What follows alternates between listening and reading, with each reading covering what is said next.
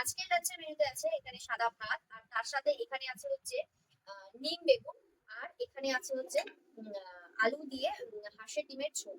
আর তার সাথে যেটা আছে সেটা হচ্ছে এখানে হচ্ছে এই যে চিকেন আছে, মানে কালকে যেটা মা রান্না করছিল ওটাই হচ্ছে আমার আমার জন্য আলাদা করে তুলে রাখছিল, তো ওটাই হচ্ছে এখানে আছে।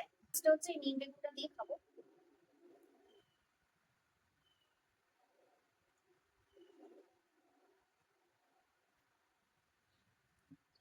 এখন যেটা নিব সেটা হচ্ছে এখানে ঠান্ডা।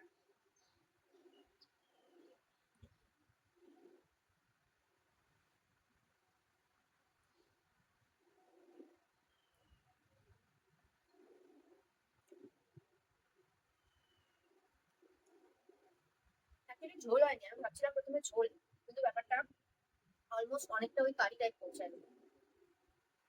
তাহলে চলো আমি খাওয়া দাওয়া কমপ্লিট করে নিই, দেখা হচ্ছে আবার নেক্সট ভিডিওতে।